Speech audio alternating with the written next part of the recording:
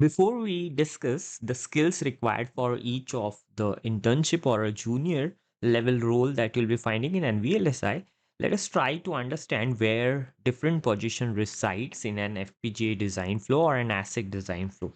Now remember here, we have simplified an entire ASIC design flow just to map the positions that we frequently find for a VLSI role.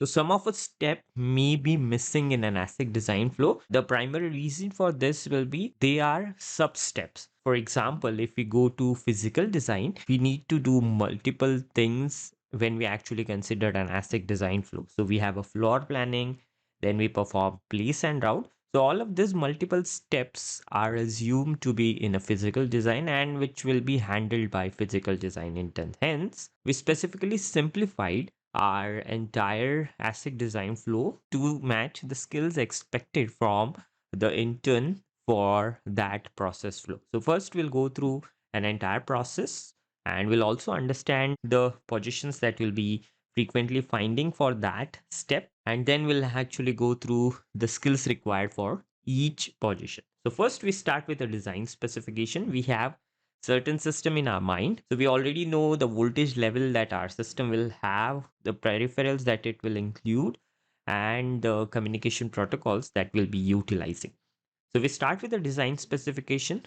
The design engineer take this design specification and convert it into an RTL. Now RTL could actually be converted into an hardware. So here we use Verilog, System Verilog, or VHDL. The position that you'll be finding for this step is an hardware design intent. So you will be getting the small block that you need to design. You have a design specification for it.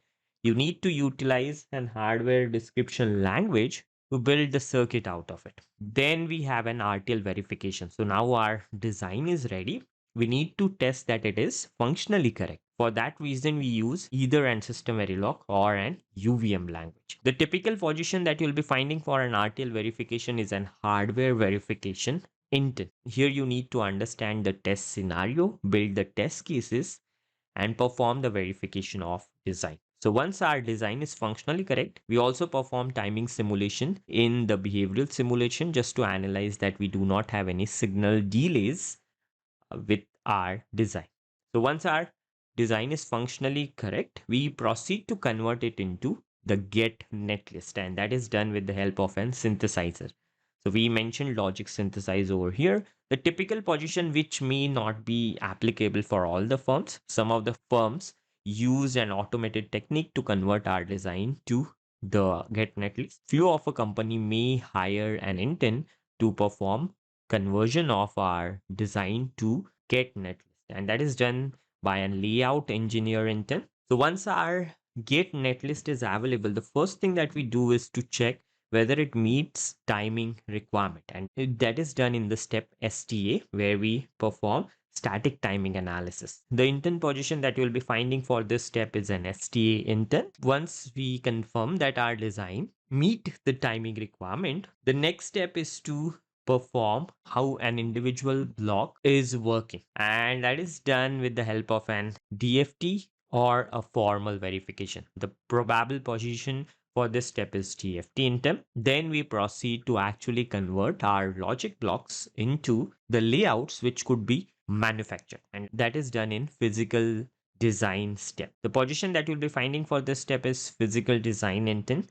Then we proceed for physical design verification. Here you will be finding physical verification indent position. After this, we proceed for a manufacturing. Usually, we send our design to a global foundries, which will produce the sample chips for us. So till the time we have our chip, we could perform a validation. Validation could be divided into two types. It could either be a pre-silicon validation and post-silicon validation. So validation is basically analyzing how our chip operates. So till the time we have our chip manufactured, some of the companies have now started emulating a chip. So we do not have an actual chip, but we emulate the behavior of a chip. And that way we could test how our software works with that chip. That is done predominantly in a pre-silicon validation. Some of our companies offer an intern position for this step, that is pre-silicon validation intern. Some of a company wait for chip to arrive and then start validating the functionality of a chip. Then once we have our chip, we proceed to post silicon validation where we verify the behavior of a chip. Here you'll also find post silicon validation in turn position. This is quite common as compared to pre silicon validation in turn. Now once our board is ready, we start building our SoC system. So we have two positions, SoC design intent and then performing a verification of our design. So that is SoC verification intent. These are series of intent position that you'll be finding for each of the steps which are predominantly used in an ASIC design flow. So hardware design intent and hardware verification intent belongs to front end VLSI, while layout engineering intent, STA intent, DFT intent, physical design intent, physical verification intent, this all belongs to backend VLSI. Then pre-silicon, post-silicon, and SoC, all of this could also be considered in a front end, or this could also be considered in an SoC. We have 6 position for a front end: hardware design intent, hardware verification intent, pre-silicon validation intent, post-silicon validation intent, SoC design intent, and SoC verification intent. And we have 5 positions for the backend VLSI design.